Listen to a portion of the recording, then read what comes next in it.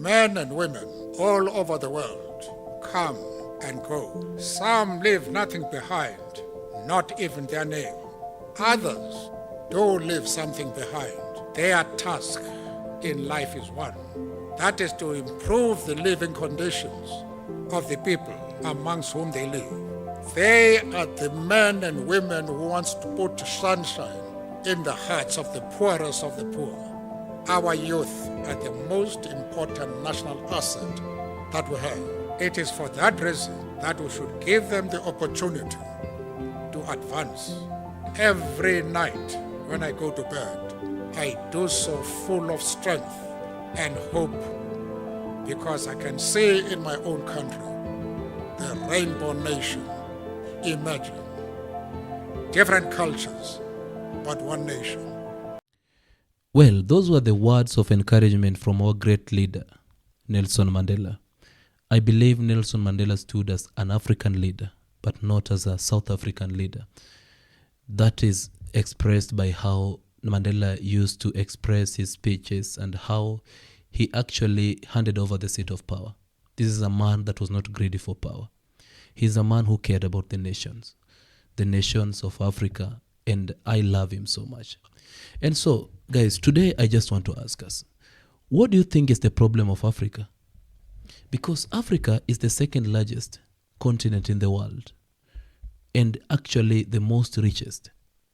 Africa has got each and every mineral that we'd want to talk about in great deposits. But Africa is the poorest of all.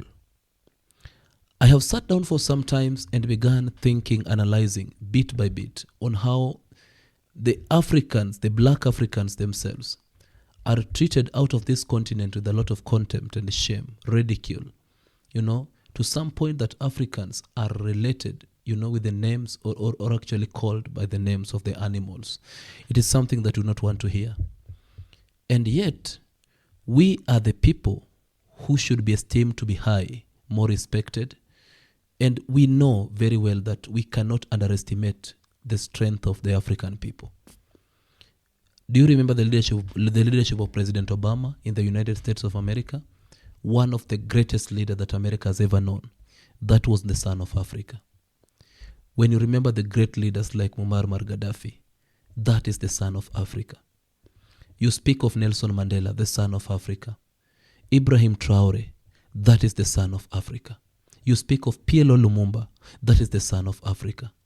Morara Maponga, that is the son of Africa. And what has become of us? Our leaders have proved over time that they have great potential. They are more than enough able to exercise the role of leadership and make this continent become the most beautiful place on the world. You talk of Mwalimu Julius Nyerere. You talk of Kwame Nkrumah. These are leaders that we cannot forget. These are leaders that have always stood with the spirit of Africa. And now, today we are going to do some analysis about the problem of Africa. And by the end of this video, you are going to leave us a comment about what we are going just to go through. As we are gathered here today, we must ask ourselves, and what is the state of our continent? What is the state of Pan-Africanism? I remember so very vividly in this land, in this South Africa, in this land where one of the greatest crimes ever committed by man was unleashed, the crime of apartheid. In this land, there came men who, in their misguided view, took the view that the black man was the child of a lesser God. They introduced one of the most egregious crimes ever known to man. They committed crimes of man's inhumanity to man. For many years, this land suffered under the yoke of apartheid. But you are not alone. Before that, the African was subjected to slavery. Our kith and kin were taken away into different parts of the world. They were taken away to Europe. They built Europe. They were taken away to the United States of America. They built the United States of America. They were taken away to the Caribbean. They built the Caribbean. Then after slavery had lost its lust and attraction, they pretended to ban slavery. But it came again in a different form. And sitting in Berlin in 1884 and 1885, those same diabolical peoples divided our continent into little pieces. They came here. The Dutch were here. They went to what is now Namibia. The Germans were here. They went to Angola and Mozambique and Guinea-Bissau and Cabo Verde. The Portuguese were here. They came to Nyasaland. They came to what was then Rhodesia and Zambia. And they went to Kenya and Uganda and Ghana and Nigeria and Sierra Leone and Gambia. The British were here. Then the French also came. They were here.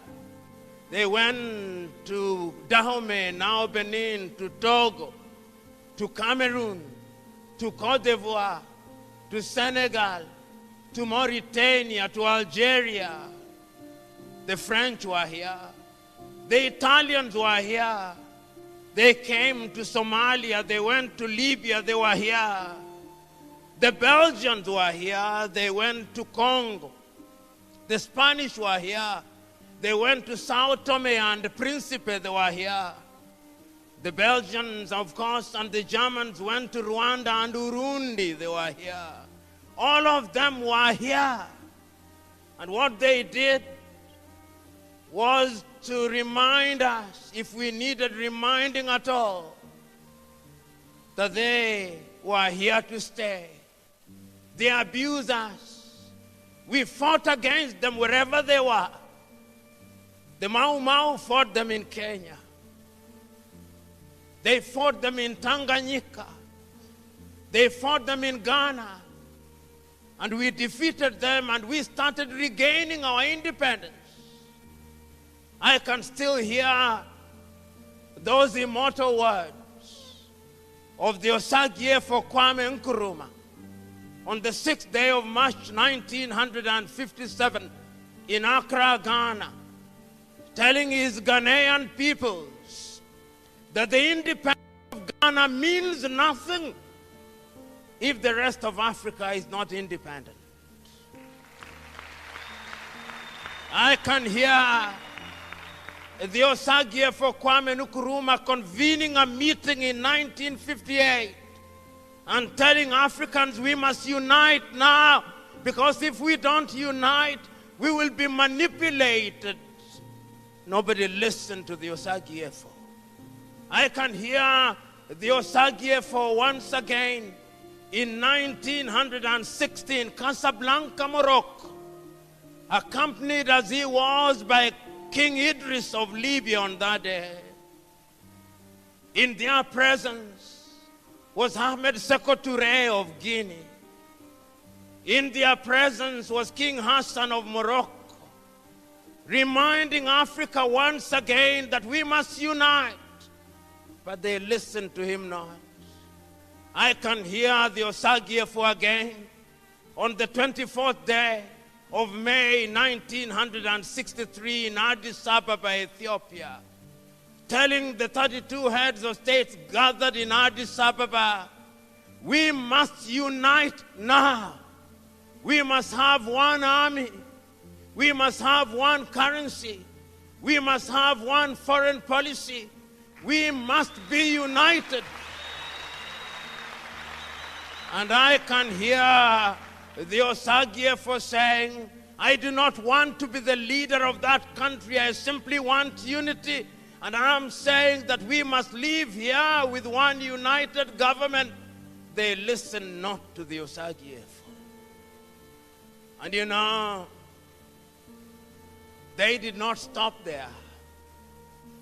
because their diabolical and subterranean hands were alive then. No sooner had we regained political independence, as we were celebrating our new national anthems, as we were celebrating our new flags, as we were celebrating our new mottos and slogans, the neo-colonizer was alive and well. In 1961, they had taken out Patrice Emery Lumumba. And I can remember that famous letter of Patrice Emery Lumumba written in 1961. One day, even if you kill my body, Africa shall write our history. I remember in 1980, Africans sat in Lagos, Nigeria, and they came up with the Lagos Plan of Action and said, under the Lagos Plan of Action, that Africa was going to economically regenerate herself. I remember them saying that Africa will trade with herself, that Africa will buy our own gold, that Africa will trade with our own cocoa, that Africa will produce our wine, that Africa will produce and consume our uranium. The Lagos Plan of Action did not succeed. But is it not true that failure or apparent failure is the mother of success?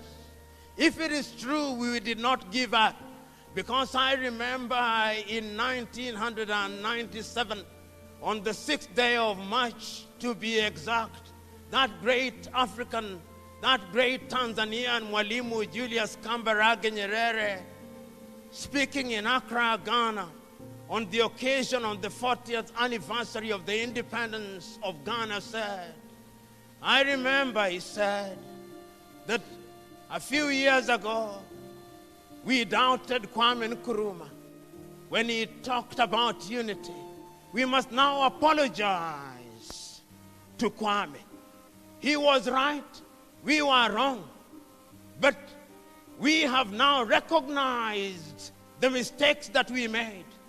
We will meet many challenges, but of all the sins that we can commit, there is a single sin that we must never commit: the sin of despair, the sin of giving up. You know, on that day, Mwalimu said, every generation has a role to play. My generation is the generation that led the struggle for independence. Your generation must now fight a different battle, the battle of economic emancipation. And that is the battle that we are here to fight. And I remember once again, this land is in the business of producing good men and women. In the year 2013, you produced yet another woman, Nkosazana Dlamini Zuma.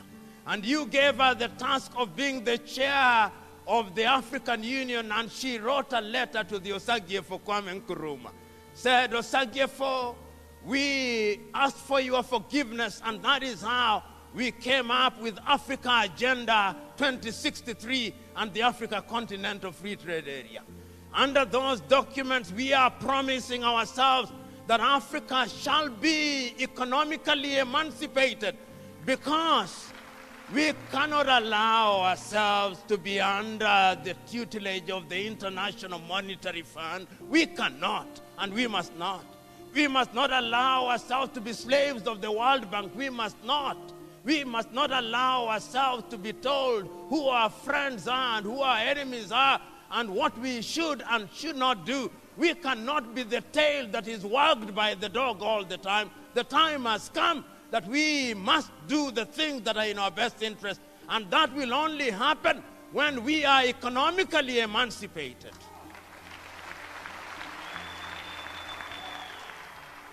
You know, they say that he or she who pays the piper calls the tune. For too long we have not paid the piper. We must now pay our piper that we may call the tune. EFF, you are now telling us how to pay the piper.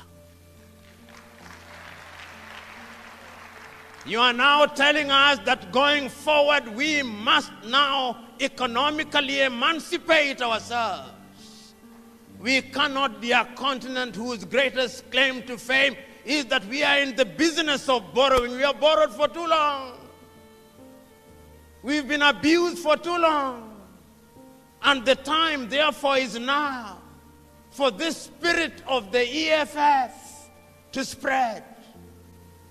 And the revelation was given unto them that the last colonial question was economic emancipation.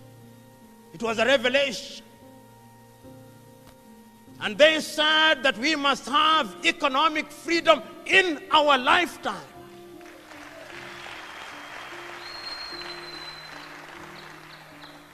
This idea that economic freedom is a pie in the sky that we only dream about is without basis. We can get it now.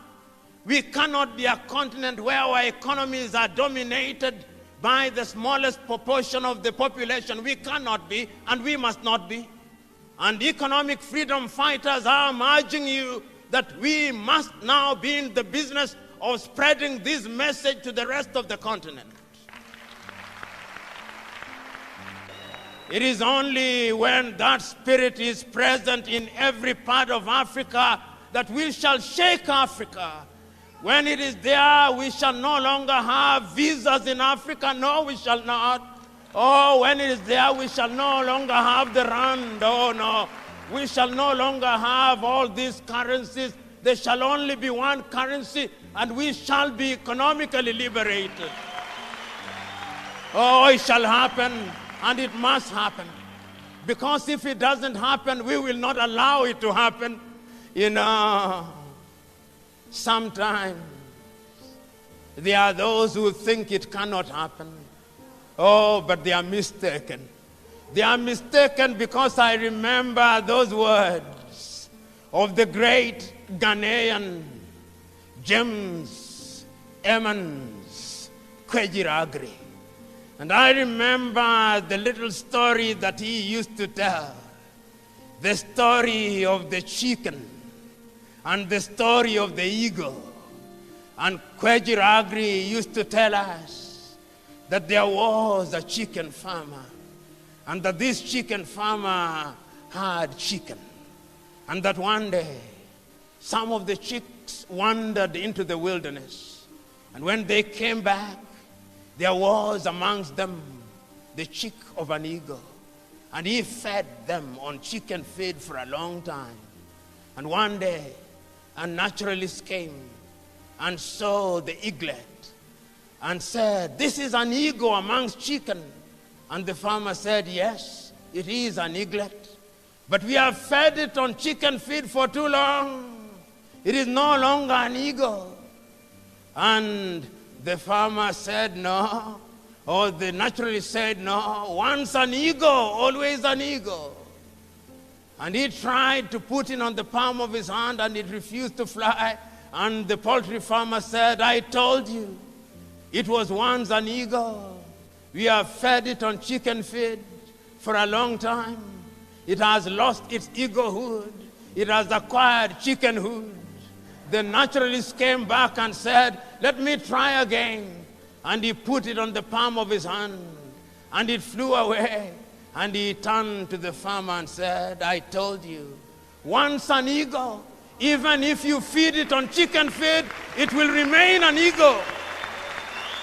Oh, they thought that they had fed it on chicken feed. We are eagles, and we shall fly, and we shall soar, and we shall be economically liberated. And when we are economically liberated, we shall be equal with everybody in the world, if not better. And we must be. Go out there. Because if indeed there is a spirit is the spirit of economic liberation. Let that spirit now descend. Let us be possessed with that spirit. Let us go out into the world and tell all the doubting Thomases that it shall never be the same again. That it shall never be the same again. Because from here and now, we are taking a solemn vow that from this generation and generations yet to be born, we shall liberate Africa by ensuring that the chains of economic colonization are removed. You know, we have complained for too long. We are not going to complain anymore. We have agonized for too long. We are not going to agonize anymore. We have moralized for too long. We are not going to moralize anymore. We have philosophized for too long. We are not going to philosophize anymore. We have intellectualized for too long. We are not going to intellectualize anymore. We are going to act. Well, that was the speech of a great African son, PLO Lumumba of East Africa. And interesting enough, he was invited by a very great African son too, Julius Malema of EFF, that is southern part of Africa. That one is quite interesting because it brings the sense of Africans are beginning to realize that they are one. So South Africa is inviting East Africa, and we are bringing along the West Africa.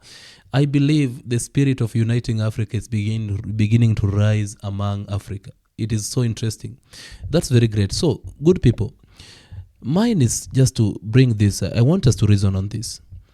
We had great leaders that were there before. For example, in Nigeria, we have people like Obafemi Awolowo. Awolowo is among the people who fought for the independence of Nigeria. In Kenya, we had people like Oginga Odinga, people like Jomo Kenyatta. In South Africa, we had people like Nelson Mandela. These are people that fought for the independence of the African countries, fragmented actually, but they had an idea of a united Africa. Today, you speak of leaders like Julius Malema. You speak of leaders like great leaders like PLO Lumumba. You speak of the leaders like actually Muammar Gaddafi. Unfortunate that the enemies of Africa killed him. And you speak of leaders like Traore of Burkina Faso. These are people, and among many other leaders, the President Paul Kagame of Rwanda. These are leaders that desires to see Africa united. Because our strength dwells in our unity. There's a say that goes that unity is power, division is weakness. It is very true. Unity is power. When we are united, we are more stronger. And so look at this issue. There is a very massive deposit of oil in Nigeria that actually is being produced and exported to other countries. Now that is the worst of it. That oil is not sold within Africa, it is exported. Now, when a mineral has been mined from Africa and exported, we do not realize the sense of that mineral helping our continent. And why is Nigeria exporting the oil? It is not their fault. It is because Nigeria wants to make business. And the outside countries from the African continent are offering maybe better markets. Imagine of this. If Africa was united as one country, Africa could have offered a nice and wonderful market for the Nigerian oil. There is gold that is mined in Tanzania, mined in South Africa. These minerals are mined and exported out of the country because those countries believes or feels like there is a better market outside Africa. Imagine when Africa was united as one. These gold or minerals could have been sold within our own country. And right now you look at uranium. It is a product that is found in Africa, exported out of the continent. And now this is a kind of trying to weaken our economy. Imagine of our geographical area and access to the sea or ocean. For example, I want to give you an example with the country like Ethiopia. Ethiopia is surrounded by at least 5 countries. But there is Djibouti, a small fragment of land, I'm not demeaning Djibouti and saying that they don't have the right to exist. They have the right. But my worry is that, was it necessary to leave that small portion of land, then have Eritrea, then have Ethiopia, on the other hand, have a curve of Somali? Was it necessary? Now, we as Africans, we have embraced the boundaries to the extent that we cannot even allow the neighbor to get an access to what is on the other side. Look at Europe, for example. The European Union uses one currency. Why is that necessary for them? Because it empowers their economy. The bigger the population, when the currency is one, your economy becomes stronger. Africa is the second largest continent in the world. When Africa is united, we are going to achieve the greatest of all. And our economy is going to be big. We are going to have one big navy. We are going to have one big economy. We are going to have one currency. Africa is going to be strong. Believe me, when Africa is united, even the dollar cannot be anywhere closer to the strength of our currency. Let's hear what another leader had to say about one united Africa, because it is important that we get to learn this and get to educate people on how strong Africa can be when it is united. Africa is on the move. A new Africa is emerging. Propelled by this progress and in partnership with the world, Africa has achieved historic gains in health. The rate of new HIV/AIDS infections has plummeted. African mothers are more likely to survive childbirth and have healthy babies. Deaths from malaria have been slashed, saving the lives of millions of African children. Millions have been lifted from extreme poverty. Africa has led the world in sending more children to school. In other words, more and more African men, women, and children are living with dignity and with hope.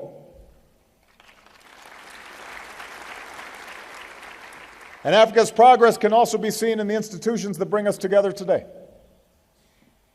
When I first came to sub-Saharan Africa as a president, I said that Africa doesn't need strong men, it needs strong institutions. And one of those institutions is the African Union. Here you can come together with a shared commitment to human dignity and development. Here your 54 nations pursue a common vision of an integrated, prosperous, and peaceful Africa.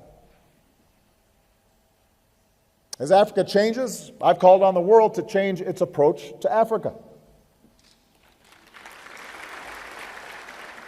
So many Africans have told me, we don't want just aid, we want trade that fuels progress. We don't want patrons, we want partners who help us build our own capacity to grow. We don't want the indignity of dependence, we want to make our own choices and determine our own future. And as president, I've worked to transform America's relationship with Africa so that we're truly listening to our African friends and working together as equal partners. More countries invest responsibly in Africa, it creates more jobs and prosperity for us all. So I want to encourage everybody to do business with Africa.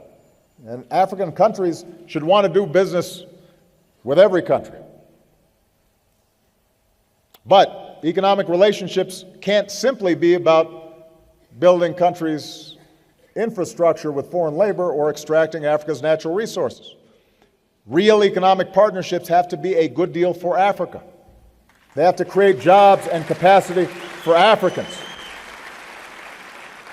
And that includes the point that Chairwoman Zuma made about illicit flows with multinationals, which is one of the reasons that we've been a leading advocate working with the G7 to assist in making sure that there's honest accounting when businesses are investing here in here in Africa, and making sure that capital flows are properly accounted for. But ultimately, the most powerful antidote to the old ways of doing things is this new generation of African youth. History shows that the nations that do best are the ones that invest in the education of their people.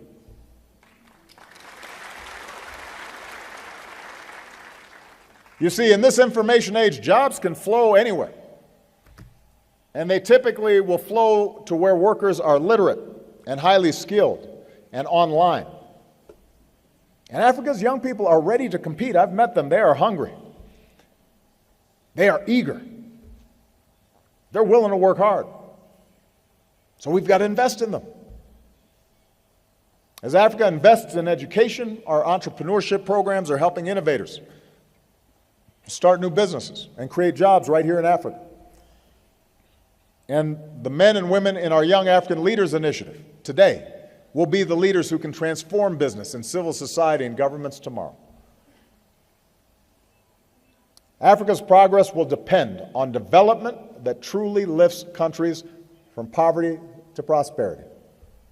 Because people everywhere deserve the dignity of a life free from want. A child born in Africa today is just as equal and just as worthy as a child born in Asia or Europe or America.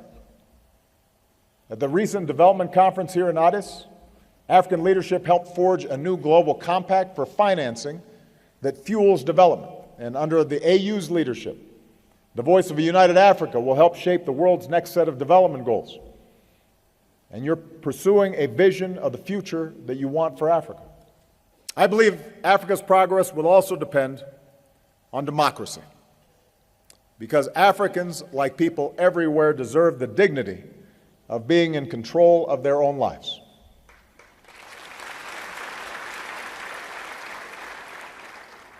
We all know what the ingredients of real democracy are.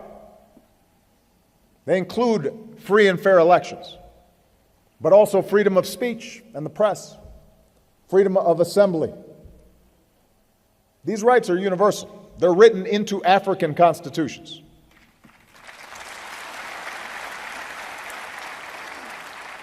The African Charter on Human and People's Rights declares that every individual shall have the right to the respect of the dignity inherent in a human being.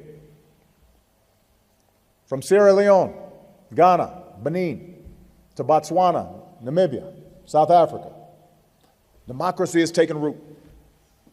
In Nigeria, more than 28 million voters bravely cast their ballots, and power transferred as it should, peacefully.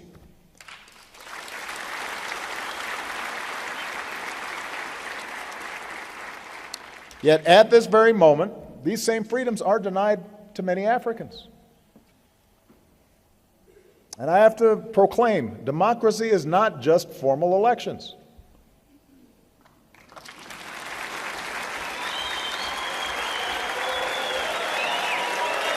You know, when journalists are put behind bars for doing their jobs, or activists are threatened as governments crack down on civil society, then you may have democracy in name but not in substance. And I'm convinced that nations cannot realize the full promise of independence until they fully protect the rights of their people.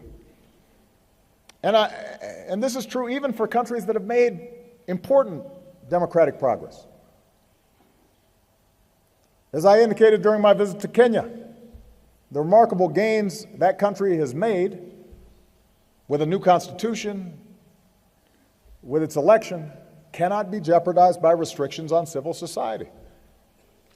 You know, likewise, our hosts, Ethiopians, have much to be proud of. I've been amazed at all the wonderful work that's being done here. And it's true that the elections that took place here occurred without violence.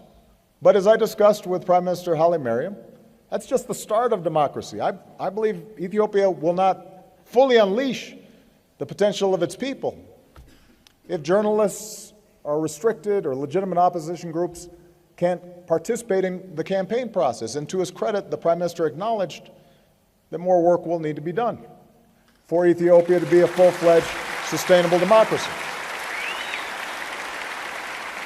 So these are conversations we have to have as friends. You know, American democracy is not perfect. No country is perfect, but we have to be honest and strive to expand. Fellow freedom fighters, comrades and friends, It is my great pleasure to welcome you to Accra and to this conference of African freedom fighters and supporters of the growing movement for Africa's liberation and unity. It is good for our cause to have a periodic meeting of this kind to examine our position in the great struggle to rid Africa completely and forever of imperialism and its handmaidens, colonialism and neocolonialism.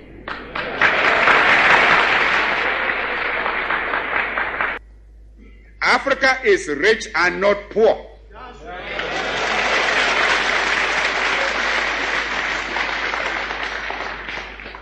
As the great wealth that has been taken out of our continent over 5 centuries of spoliation and extortion very well proves. Africa has immense actual and potential wealth: gold, diamond, copper, manganese, bauxite, iron ore, uranium, asbestos, chrome, cobalt, a host of other minerals.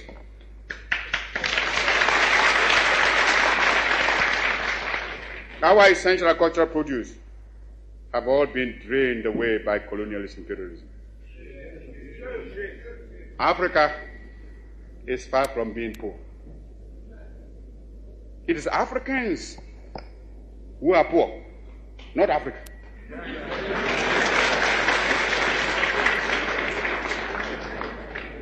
And they are poor because of the uncounted profit that has been made out of the exploitation of their labor and their lands. If we are being baited to enter a European community, we must have something that community needs, and needs badly, when it pretends to offer a bonus by way of aid. When Greeks come bearing grapes, should we not look them well in the mouth, if I may mix my metaphor? But I'm sure you get my meaning.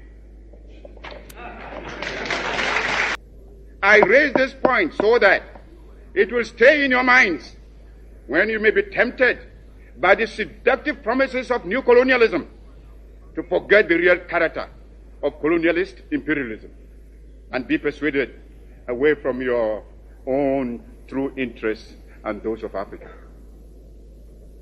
For today, we must each see ourselves as part of Africa in order that we may face colonialist imperialism and its new form, neocolonialism, on a continent-wide front.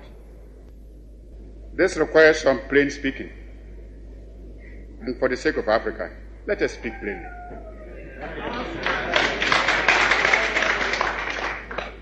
As I see it, our greatest danger stems from disunity and the inability to see that the realization of our hopes and aspirations, the realization of our objective of total African independence, and of our future progress and prosperity is inextricably bound up with the necessity to unify our policy and actions in connection with the continued struggle for independence and the greater task of economic and social reconstruction beyond it.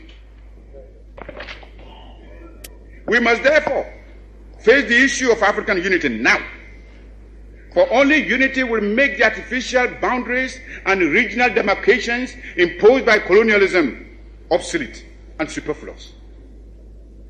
African unity will thus provide an effective remedy for border disputes and internecine troubles. In a united Africa, there could be no frontier claims between Ethiopia and Somalia, or between Zanzibar and Kenya, Guinea or Liberia, or between Ghana, Togoland and the Ivory Coast. Because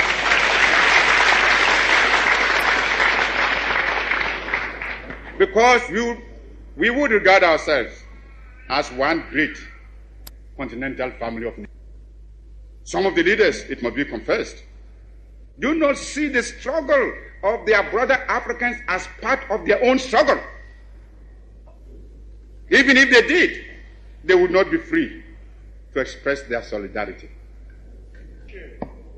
These rifts are consciously created by the imperialists between the Africans, where they can sit back and watch with sly satisfaction, as well as contempt for those who fail to see how they are being used against Africa's best interests. Regrettably, those states include some who were among the freedom fighters of yesterday and who haven't won their independence, are willing to drop it for some token aid and thereby deny to those still struggling for freedom even their moral support. Here is a phenomenon against which all African freedom fighters must be on their guard and resist to the utmost. Even though I appreciate the difficulties facing us, I must admit, I find it strange to watch some of us returning willingly to the colonialist fold. This time, they don't even have the excuse of being forced to subject themselves to foreign domination. It makes one wonder why so much effort and sacrifice and so many lives were given up to the achievement of independence in the first place, if it can only be so quickly and easily surrendered. We must begin to build immediately our own continental common market.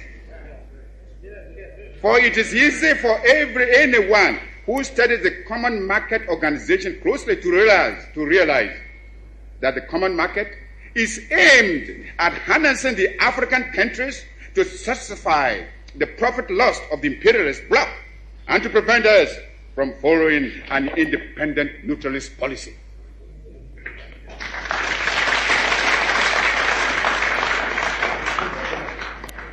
It is easy to see that the imperialists and the colonialists are determined to retain the African countries in the position of suppliers of cheap raw materials.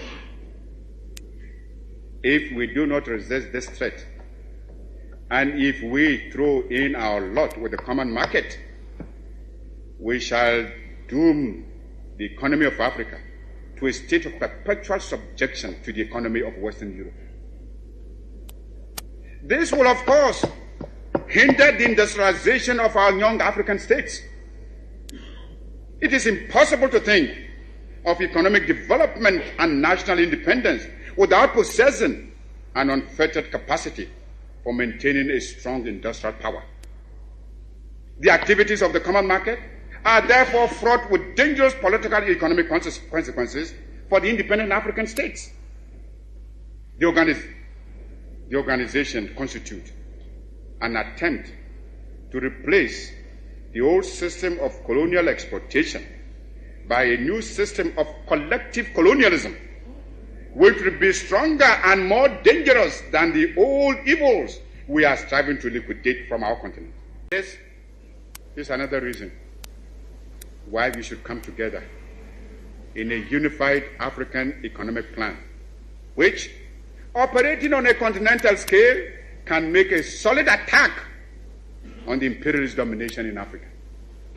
We should, without delay, aim at the creation of a joint African military command. There is little wisdom in our present separate effort to build up and maintain defense forces, which, in any case, would be ineffective in a major world conflict. If we examine this problem realistically, we would ask, which single African state could protect itself against an imperialist aggressor? And how much more difficult this would be when some states are allowing the imperialists to maintain bases on their territories. I have already referred to the military forces which South Africa is raising and the danger it poses for the new African states and the struggle of those still in chains. Only our unity can provide us with anything like adequate protection. Those problems can best be met within a unified Africa. And it should be possible in the higher reaches of our endeavor to devise a constitutional structure which will secure the objectives I have outlined, and yet preserve the sovereignty of each of the countries joining the Union. Countries within the Union will naturally maintain their own constitutions, continue to use their own national emblems and national anthems and other symbols and paraphernalia of sovereignty. Regional associations and territorial groupings can only be other forms of balkanization unless they are conceived within the framework of a continental union. There are existing models which we can modify or adapt to our pattern. The United States of America, the Soviet Union, India and China have proved the efficacy of unions embracing large stretches of land and population.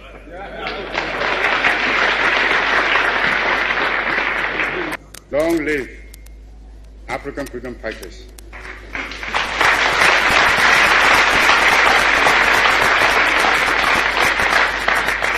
Long live African independence.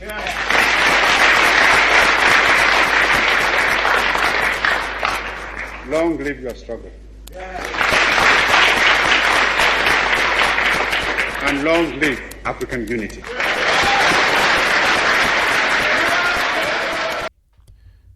Well, guys, I believe that boundaries have limited us immensely as Africa. We have got best actors in the West Africa. We have got good athletes in East Africa. We have got wonderful singers in Southern Africa. We have got great people in Africa.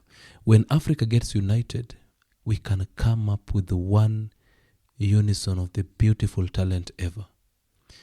How have you ever asked yourself that how possible that President Obama, the man that we have just heard his speech, trying to, encourage Africans about their potential and abilities, how did he become the president of the United States?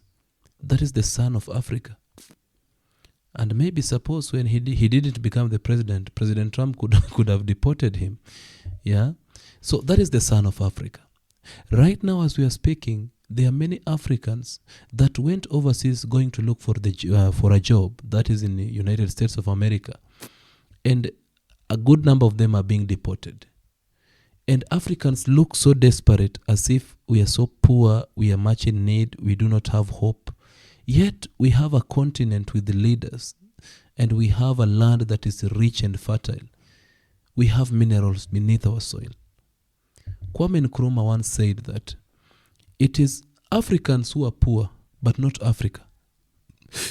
Our land is very rich. It is that one land that is more admirable. I want to ask you a question. How many Europeans have moved or relocated from Europe to come and live in Africa? Quite a number. Quite a number. That simply means that we have something so precious that we have not realized. And remember that in unity there is power. Africans have made the greatest contribution over, the world's status quo. When you speak of medicine, you speak of leadership, you speak of, inventions.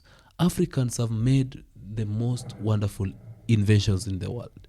For example, we have Dr. Francis Crick of Nigeria, who co-discovered DNA structure.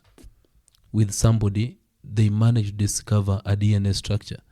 We have Dr. Wangari Maathai of East Africa, that is Kenya, who won the Nobel Peace Prize for environmental work. We have got Mark Shuttleworth of South Africa, the first African in space. And when it comes to arts and entertainment, we have Miriam Makeba of the Southern Africa, who won the Grammy Award as the most wonderful singer and anti-apartheid activist.